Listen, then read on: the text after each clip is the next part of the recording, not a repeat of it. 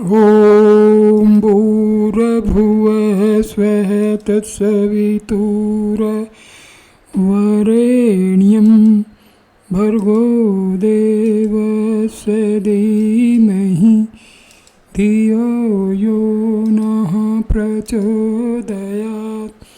ॐ शान्ति शान्ति शान्तिः.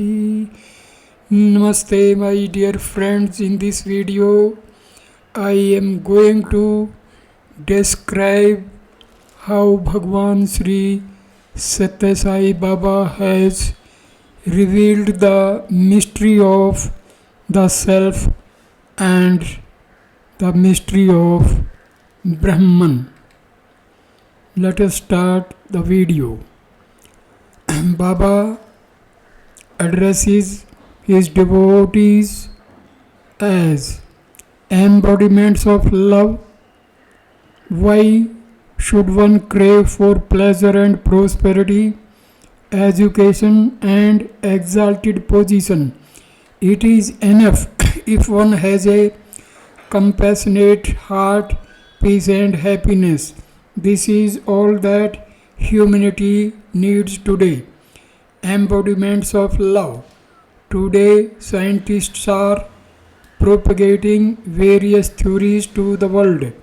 Spiritualists are propagating about divinity in various ways.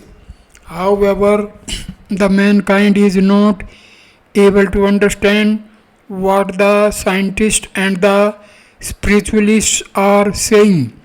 Ultimately, we can conclude that the world is made up of molecules and atoms. There can be no world without the atoms. Our Ramana, former Vice Chancellor of Sri Satya Sai Institute of Higher Learning, raised two questions in his speech. Who is God? Where is God? God is everywhere in the form of atoms. This is the correct answer for these questions.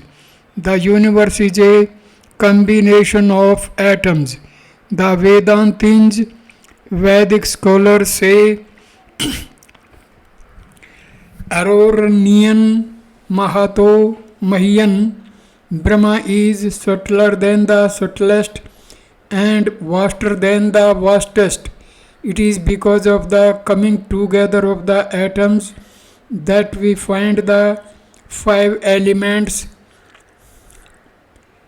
human beings, various objects and activities in this world. The atoms are all pervasive. The world is composed of atoms and nothing else.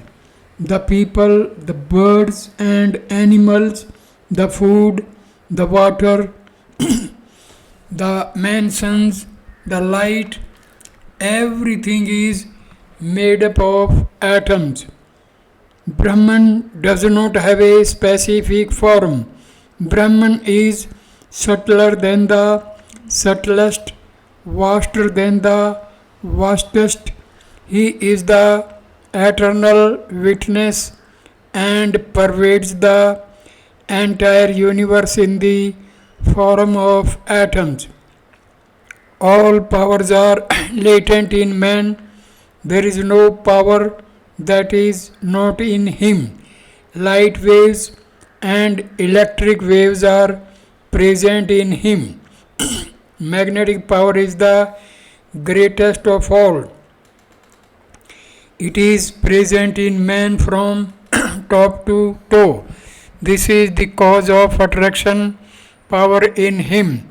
All divine incarnations like Rama and Krishna are the personifications of magnetic power. Why does God put on the vesture of a human being?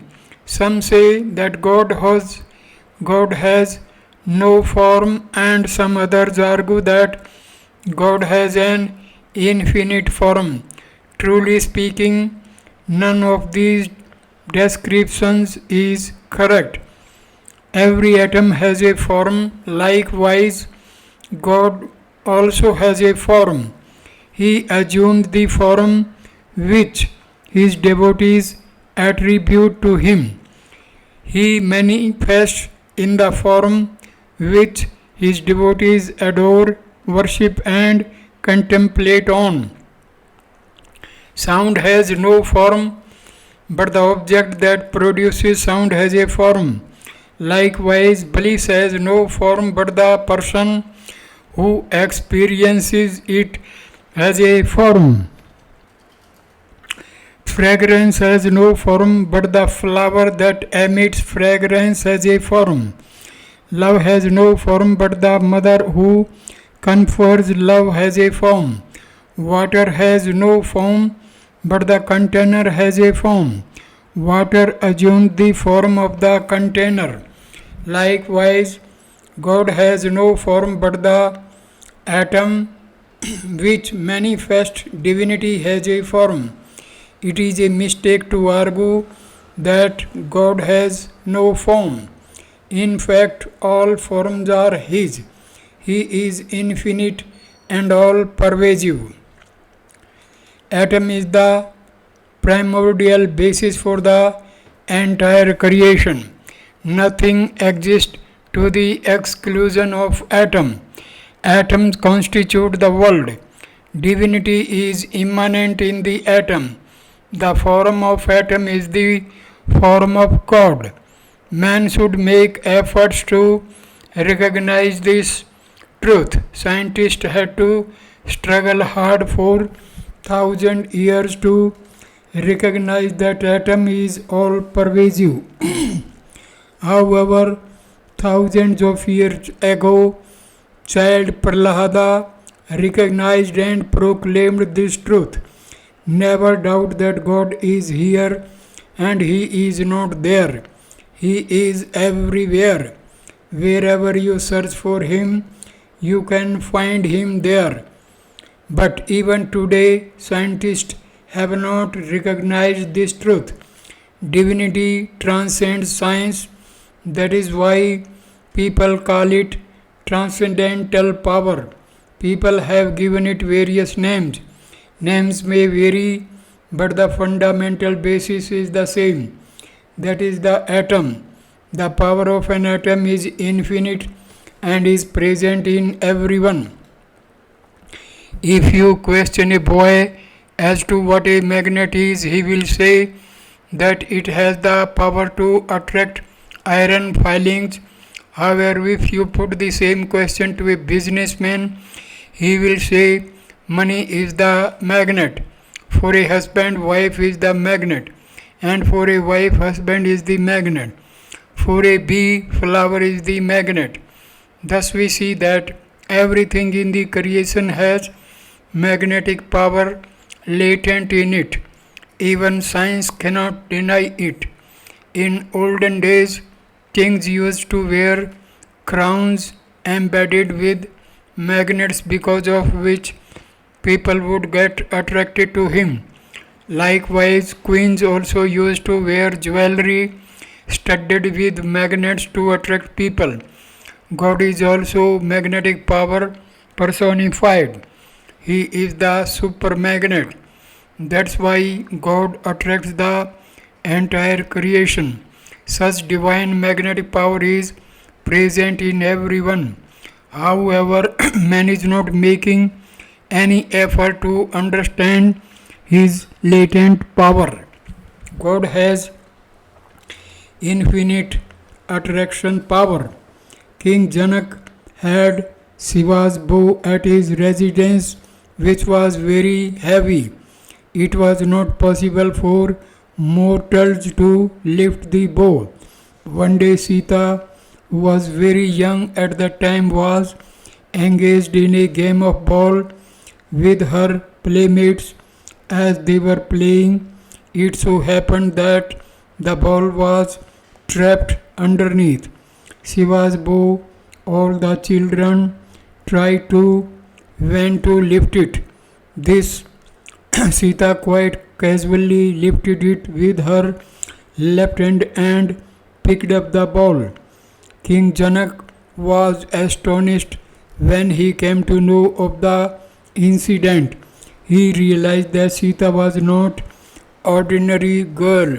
He decided to give her in marriage to a person who could break the Shiva's bow. He thought that such a person alone was a suitable match for her, as no ordinary mortal could do so. Having decided in this manner, he sent invitations to many kings. On the appointed day, kings came and made futile attempts to lift the bow. Even the mighty Ramana failed miserably in his attempts to lift the bow.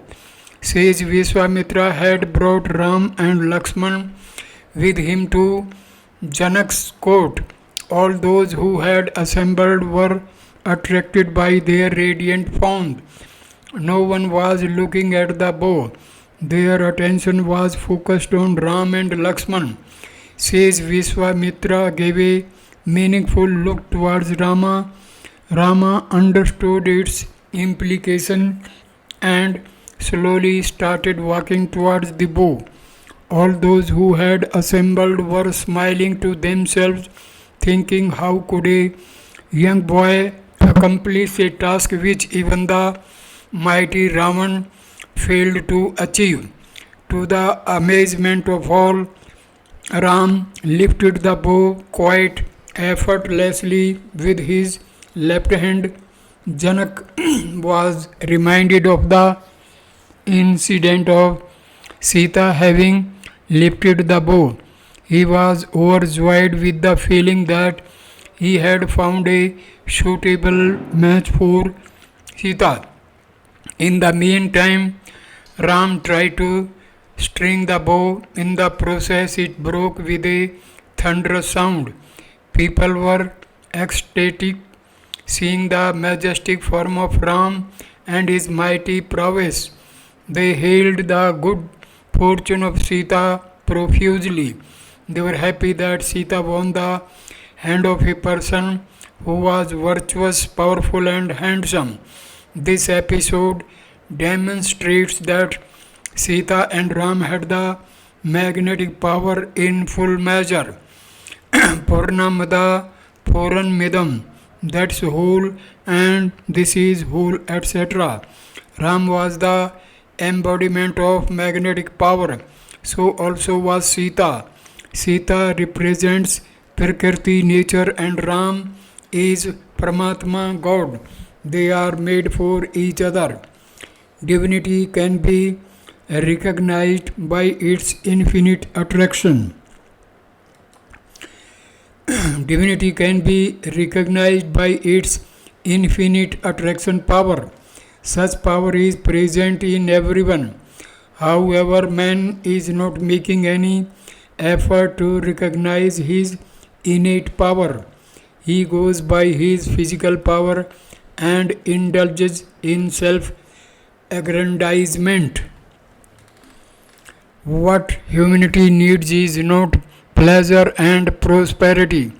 Peace and happiness constitute the true strength of man. Everyone has the divine magnetic power latent in him. Man is the storehouse of heat energy, electrical energy, laser power, etc. Human body is like a small generator of electricity. The heart is like a television set and mind is like a camera. There is no power in the world that is not latent in man. Though all powers are latent in him, man out of his ignorance considers himself weak and mean. He misuses such a precious human life and consequently faces hardships. Wali was highly powerful. He was the embodiment of magnetic power. The attraction power in him was so strong that opponents could not fight with him face to face, since he would draw half their power. That's why Rama killed him.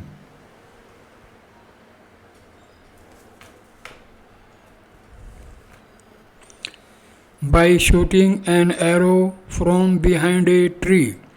Without understanding such subtle secrets, people argue that Ram committed a mistake in killing Wali by hiding behind a tree. Though God is all powerful, according to the time, situation, and circumstances, he pretends as if he too has limitations. Truly speaking, God has no limitations whatsoever. However, for the prosperity of the world and for the well being of humanity at large, sometimes he pretends to be like an ordinary human being. In such situations, people start doubting his divinity. They question if Sai Baba is so powerful, why could he not do this or that? However, God acts according to the situation and circumstances. He alone knows what to do when only God has the power and capacity to change the situation according to his plan. He does not what is right for the moment. The marriages of Ram, Lakshman, Bharat and Shatrughan were performed simultaneously. As you are aware, the bride and the groom exchanged garlands during the wedding. Sita had to garland Ram before the other brides could garland their respective grooms. Sita, being short in stature, could not garland Ram, who was Ajan Bahu, tall personality. Ram was expected to bend his head before Sita so that she could garland him.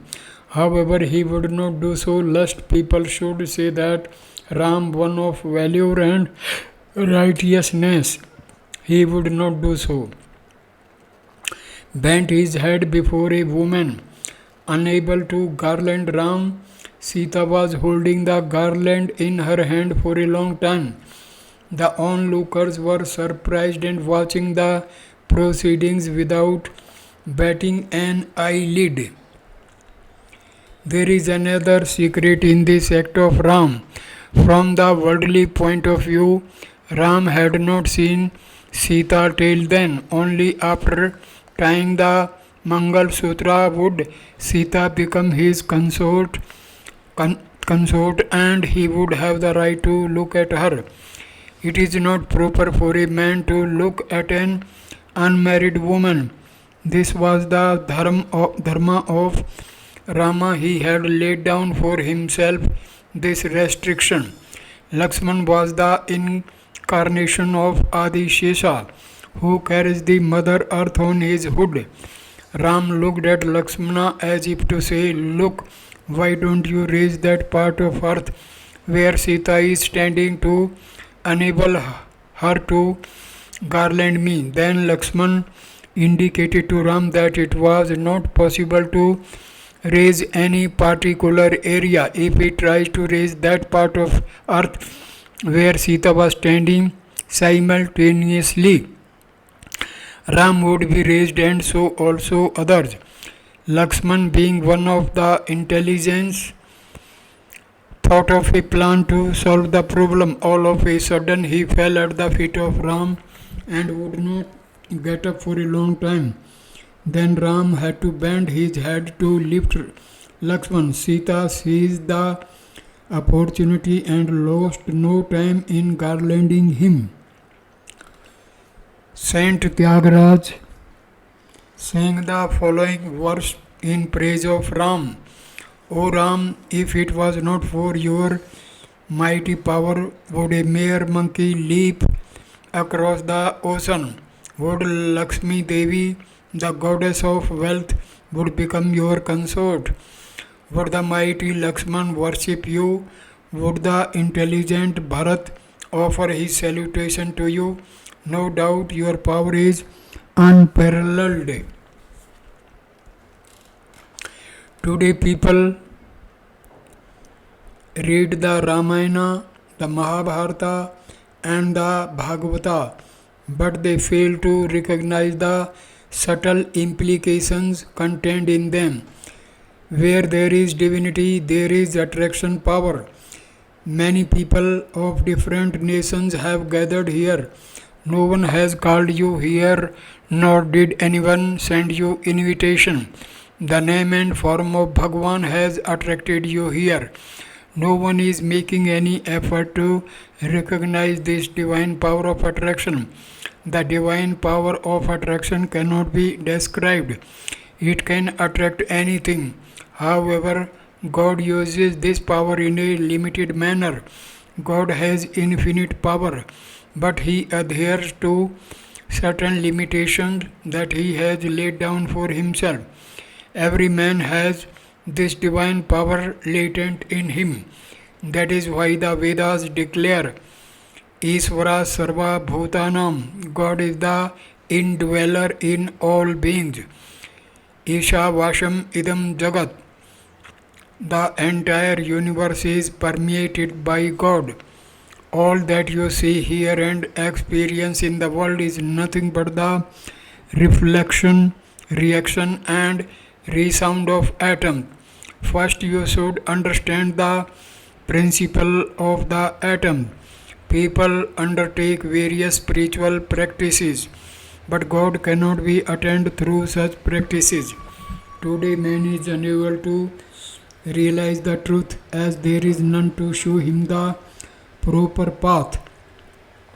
None of these spiritual practices will help one to attain God. How can you attain God? Just as God showers His love on all, you should share your love with all. God will shower His grace on those who have the spirit of equality. You should share your love with everybody with the spirit of oneness. Only then can you attain God. Attain God does not mean that He is separate from you. He will manifest from within. Reflection, reaction, and resound are outside, but reality is within. That is the fundamental basis. No one is trying to recognize this. None can understand divinity. Act as per the divine command. Then you will certainly attain divinity. You cannot attain divinity through any other path. God is attributeless. He has only one quality, and that is love. That is life. Love is only relationship that exists between you and Him. Embodiments of love. It is very difficult to understand divinity. However, if you understand divinity, you would have understood everything in the world. Once you understand divinity, you will know that there is nothing simpler. This is the teaching of the Upanishads. Once you cultivate the vision of love, you will find divinity everywhere. One who does not understand this subtle secret gets confused. God can be attained only through love, not by wealth or position. Once a devotee was praying for the vision of Krishna. He was not married and had no worldly desires. He had no desire other than attaining Krishna. Pleased with his devotion, Radha decided to grant him a boon. Very close to his village there was a lake.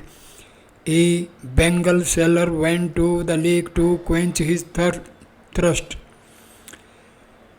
Suddenly a hand emerged out of the lake and asked him if he would adorn her hand with bangles. She did not show her face, only her hand was seen. The bangle seller was surprised at this. As per her request, he put bangles to her hands. Then she asked as to what was the price of the bangles. He replied, "Mother, not much, just 2 rupees." Then she said, "Go to my house in the village and ask the owner to give you the money. I have kept the money in a small enclosure behind the window in the room." As per her directions, the bangle seller went to the house and spoke to the owner. Your daughter brought a a few bangles from me at the lake. She told me to collect the money from you. She also told that I could take the money from the small enclosure behind the window in your room. The owner was surprised to hear this. He said, "How can I have a daughter when I am not married at all? Moreover, there is no such enclosure or a window in my house. Someone has misguided you." However, on the insistence of the bangle seller, he went inside to see if the money was there. To his utter surprise, he found a window and behind it a small enclosure in the room. When he put his hand into the enclosure, he got the required amount. He gave the money to the bangle seller and prayed, "Please take me with you and show me the lady who has sent you here." He sensed that the lady was none other than Radha. Chanting her name, he followed the bangle seller. When they went near the lake, an ethereal voice asked the bangle seller, "Son, have you received the money?" He replied, "Mother, I have received the money and also brought the owner of the house with me. Please bless him with your vision." But she said that she did not want to show her face to any person other than Krishna. From that day onwards, the devotee remained near the lake, chanting the name of Radha incessantly. Ultimately, he had the vision of Radha and Krishna. A true devotee is one who does not give up his resolve until he attains God. Having resolved what ought to be resolved, hold on to it till you have succeeded. Having desired what ought to be desired, hold on to it till your desire is fulfilled. Having asked what ought to be asked, do not leave the hold till you get it. Having thought what ought to be thought, hold on to it till you have succeeded. With heart mellowed, the Lord must yield to your wishes or forgetting yourself. You should ask Him with all your heart. Persevere, be tenacious and never give up. Never give tip, for it is the quality of a devotee never to retreat, abandoning his resolve. With such firm resolve, he could see Radha and Krishna and sanctify his life. Though God is everywhere, depending on the intensity of the prayer, He grants His vision to the devotee. He will not make Himself so cheap as to appear whenever somebody calls Him. He will inquire whether it is a necessary or not. He will put the following question: where, why, what, how, when. Only when he is satisfied with the answer does he respond. He acts according to the time, situation and circumstances. All powers needed to know God are latent in man. Man is highly powerful and sacred. With firm resolve and unflinching faith, he can accomplish any task. Man has travelled millions of miles and reached the moon, but he has not achieved even an inch of inward journey. People today spend enormous effort for obtaining material wealth, but they do not contemplate on God even for a minute. Once Narendra Vivekananda asked Sri Ramakrishna Swami, "You say you can see God. How is that we are not able to see Him?" Ramakrishna gave him a straight answer. "Son, people cry for their wives, children, family and their possessions, but do they shed a single tear for the sake of God? If one sheds with full heart tears for the sake of God, surely God will be visible to him. Develop firm determination to see God. If your faith is unsteady, you will lose sight of God's vision. People are full of doubts. Doubts arise out of attachment to the body. So long as there is attachment to the body, attachment to God will not arise. God will not manifest before doubters. Therefore, you should ensure that you do not allow doubts to arise under any circumstances. This is the only sadhana that you need to perform. With this sadhana, God manifests right in your heart. Ramana, the scientist, spoke today. He is an expert in atomic research. He is one who has achieved worldly fame in ample measure. He has been a direct pupil of C.V. Raman. Such people would normally be immersed in strictly material activities. He has retired, he has lost his wife, has gone through several worldly deprivations. However, he has a firm resolve. No matter what happens, he will not forsake Swami's association. By good fortune, I have got the association of God. I shall never let go of this opportunity. Having attached myself to the divine size fit, I shall never let go. Such is his firm resolve. This is real tapas. He is here and he continues to serve. Everything is contained in service. Neither by penance, nor by pilgrimage, nor by study of scriptures, nor by jap can one can cross the ocean of life. One can achieve it only by serving the pious. Sanskrit verse. Without having the vision, contact and conversation with God, what is the use of long life? Such life is no different from that of an inert stone. Even dogs see me when I am present. Do they attain liberation? The moment they have the view, mere seeing is not enough. You must perceive the form with its divinity. Mere contact is not enough.